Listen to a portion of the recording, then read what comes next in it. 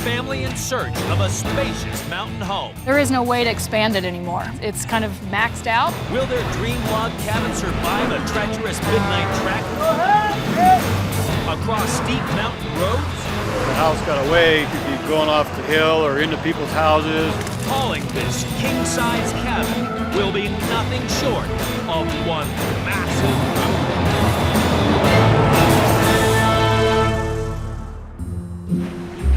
move. Sun Valley, Idaho, an area of outstanding natural beauty. The mountain town of Hailey is home to Nancy and Michael Kranick and their 6-year-old daughter, Inez. The family live in a beautifully renovated century-old cabin. I lived there since '88, and Nancy came and we started dating in 2000. And in about, what, you moved in about 4 months later? Mm-hmm. You hussy. Well, I would have moved out, but you stole my moving boxes, so. Their current cabin's fast running out of space. The house has always had a sort of bachelor pad style to it. The house has become just a teeny bit small with Inez. The only 2 doors in the house are for her room. You know, as she gets older, there's no room for a desk or a place to do homework or bring friends in really and have any real space to hang out. It's kind of maxed out. Nancy and Michael are reluctant to leave Hailey. It's hard to beat where we are. It's a great place. The main street's really old and unique, and there's a lot of neighborly feeling. The schools are really good and everything's right there. So they plan to keep their old home, but also to buy and move this spacious log cabin to their mountain plot. Come on, Inez. Even this part's way bigger. This gonna work for you, Inez? Let's see what the upstairs looks like. One of the things I'm excited about is the space that we have up here. Doors, which is something we don't have in our house, so we have the privacy that we need. You know, you start getting that chance to dream about making it a home, I guess. So yeah, I'm really excited about it. The cabin is made of solid wood logs, each 8 inches thick. It weighs an incredible 75 tons and has a long way to travel. The colossal cabin currently sits north of Ketchum. It needs moving 22 miles to reach Hailey. It's too big to haul through the town, so must embark on a longer route through the mountains. This is our old house, and we'll be having the new house right over here. To save money, lawyer Michael is preparing the new site himself. He is the general contractor. He goes to work all day at the law office and comes home and pours a foundation.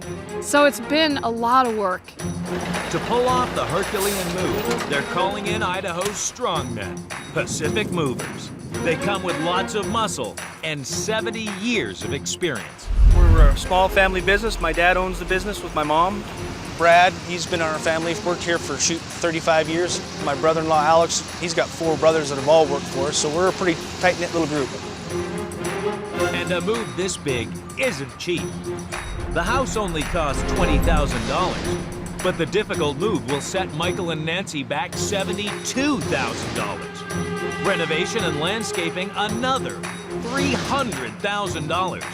Bringing the grand total for this ambitious project to $392,000. My biggest fear is just that something will happen that creates a delay, and if that happens, the price of moving it will double. First challenge, wrench this lumbering load off its footings. This is about as tall as we've done. Those logs are a lot heavier than you would be with just a stud frame sheetrocked house. Probably 3 times heavier than normal. The solid wood structure weighs as much as 15 tow trucks. John's crew needs some mighty lifting power. And to make this task even more difficult, the floor isn't flat. Use too few lifting jacks or put them in the wrong place, and they could rip the home in 2. So John's team must put extra pushing power under the heavier 2-story section, using 6 jacks instead of 4. To level the house, they'll use blocks of wood, only with the whole house evenly supported. can they attempt to raise it off its footings.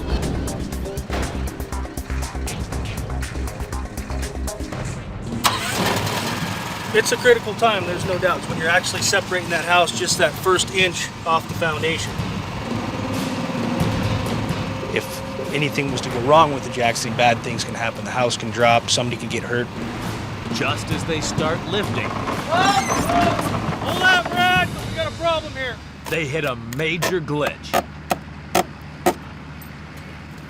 The house is tied down with hurricane pins. We just figured out that this thing is spiked down about every 4 feet. And yes. They try again, but it still won't budge. There could be something holding it down, or it might just be heavier than we anticipated. In southern Idaho, Michael and Nancy Kranick are moving this spacious wood cabin 30 miles to their mountain plot in Hailey. I feel pretty confident that these guys know what they're doing, you know. They're very professional. But lifting the hefty building off its footings is testing the move crew's mettle. Front jacks are getting loaded up. They add a 7th jack. It's not picking and the pressure's getting too high. It's up to like 7,500 PSI.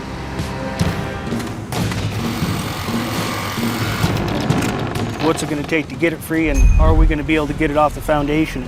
It takes extra muscle from the whole team to prise it free.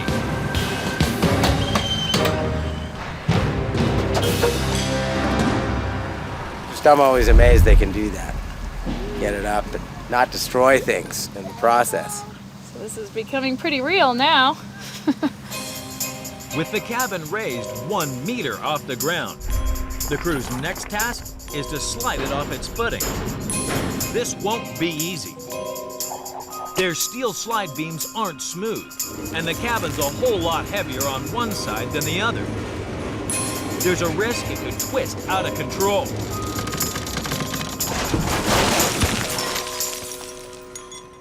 So the crew must use extreme precision to build wooden support towers and use rollers, which are like giant skates.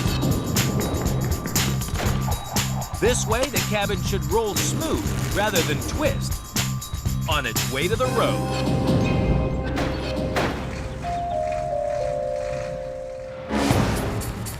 We are getting ready to roll it sideways, and we're going to try doing it with this just one truck. You ready?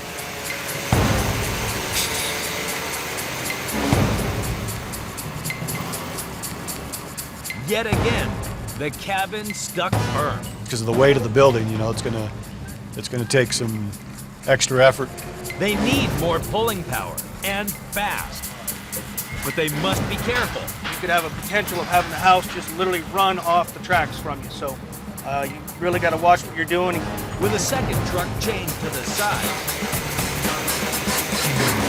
the 75-ton cabin finally shifts off its foundation.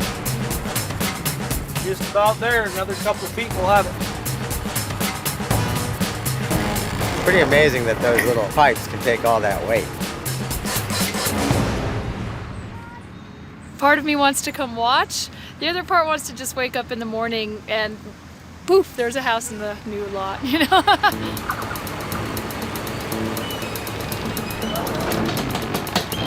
A tight turn, Going up. Try to straighten out, Bradley. low-hanging trees, If it let me have a little bit. and boggy ground make the 50-meter ride to the road tough going. That's what makes it real tough on the winch lines. Because when they do snap, there's so much tension on them, they create a whip effect. I mean, they could take out your legs, they could do some serious damage.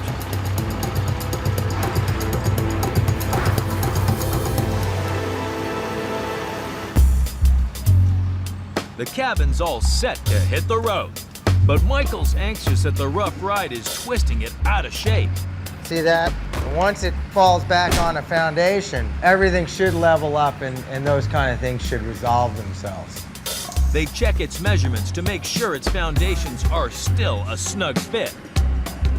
That's the part that makes me nervous. Will it fit? I can only imagine what kind of words might come popping out of certain people's mouths if things aren't quite right down on that end. Wouldn't want to be there for that. It's the day of the big move. Police have given John's team a 12-hour window to haul the cabin to Hailey. Here we go. To prevent snarl-ups during the day, they have to move it at night. It's already 7 p.m., so they must move fast. It's always exciting when you first start the move and get the wheels rolling and getting down the road. But just as they get going,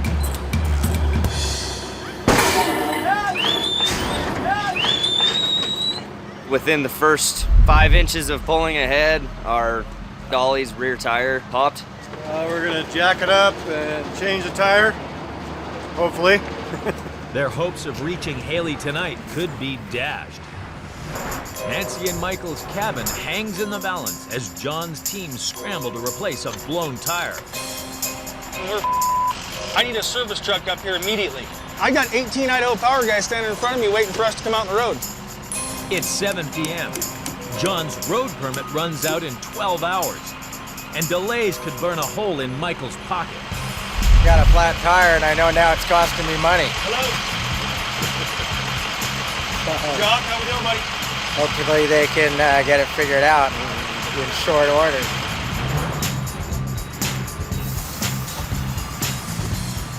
It's going to be one expensive flat tire. It takes almost 2 hours to finish the fix.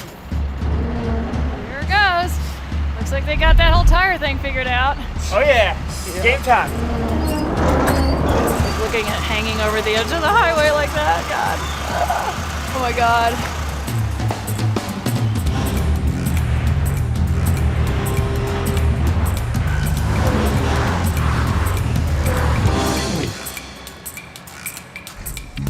They're making headway up the steady 1,800-meter ascent. But what goes up must also come down. There's a risk that on the steep slope, the truck's brakes won't have enough power, and the wheels not enough grip. It's a deadly descent.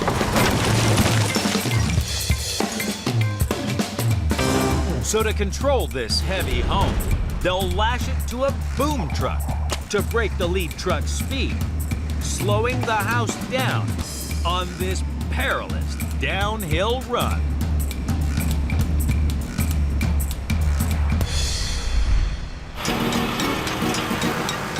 Never know if it's gonna get away from you. Don't want that to happen. The house got away, couldn't stop. You'd be going off the hill or into people's houses. Not to mention, I ain't gonna be able to jump out of the truck and get out of the way. I mean, I just gotta ride it down and, like the captain of the ship, you just take her down. Truck driver Brad guides the cabin down the hill with trepidation.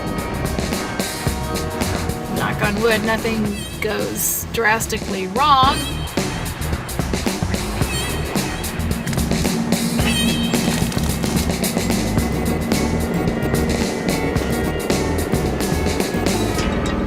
It's a nail-biting watch for Michael. It'll be a big relief getting it on the concrete, that's for sure. There's still, a lot to do. And the going's about to get a whole lot tougher.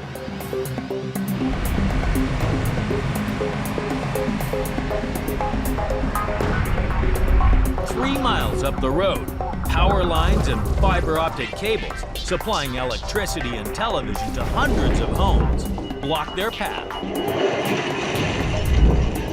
This cabin is on a collision course.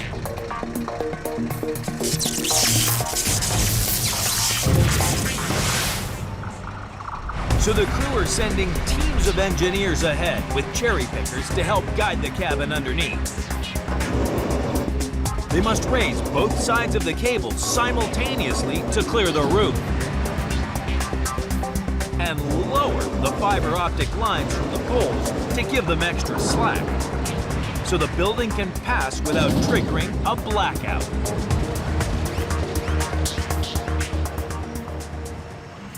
We're having kind of a problem with this house. It's 36 foot high, 28 foot wide. It's got a metal roof. It is one big house. You don't realize how tall it is until you get it on the highway. And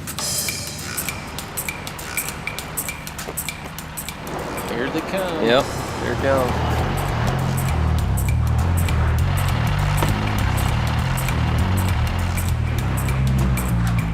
one down. But this high voltage line could prove even more deadly. We've got a 138,000 volt line. I'm a little bit worried about that. Make sure on this transmission line you stay hard to the right. Wow, they've lifted those lines way up. Boy, I didn't know they could lift them up that high. That's pretty amazing.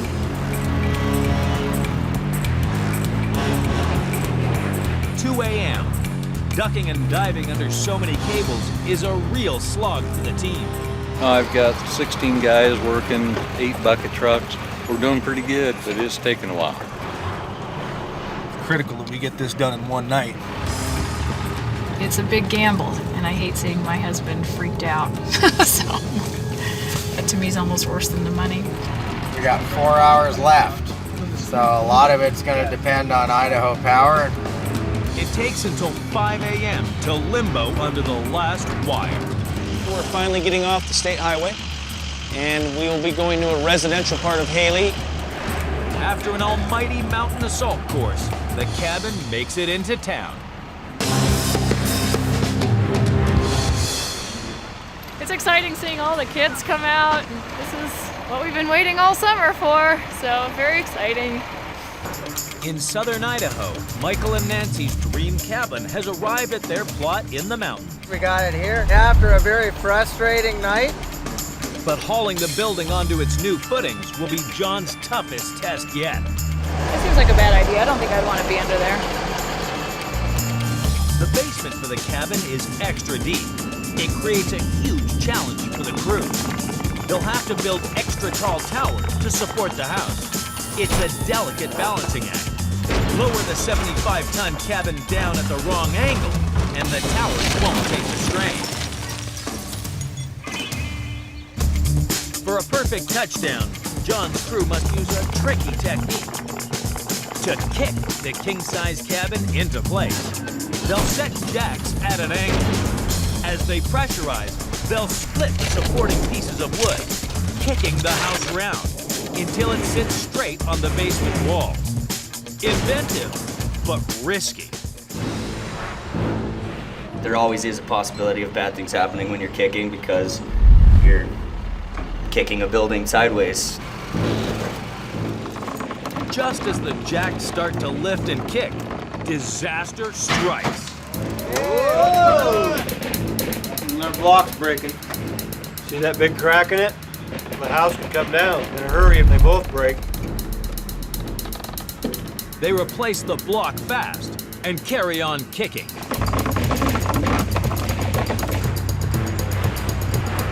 We still got to go more that way. The cabin slowly kicks round into place. Looks like we're close we can get it, so we're gonna come down on the foundation. Inches from touchdown, they hit another snag. Damn it. I was off by 8 inches. Nancy's worst fears have come true. Michael's built one of the basement walls, which will support the cabin, in the wrong spot. So I gotta build a wall. He works fast to build a makeshift replacement.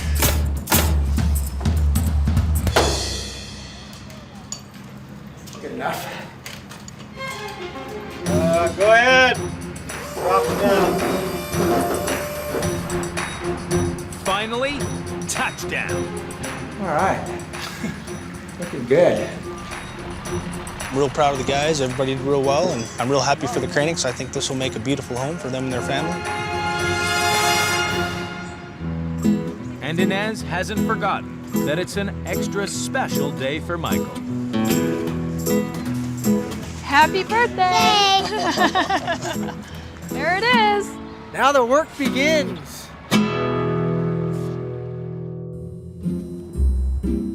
Us, you can come too. 2 months later, and Michael's workload has snowballed. Before they can move in, he's going to craft the cabin into the perfect home. All these cabinets will get taken off, and this whole wall will essentially be removed. Floor is going to get redone. There's still quite a bit of work that we'll have to do. Right now, it's a diamond in the rough a little bit. But it is exciting to plan it and know that, you know, when it's all done and finished, that it'll be a real gem. There's 11 stairs. There are a few more months of work ahead, but after years in their cramped cabin, Whoa! this place is well worth the wait. I don't like moving. So I would imagine we'll be here for quite a while. Whoa. Who knows where the next stop is? Like Shady Grove Nursing Home. I don't know.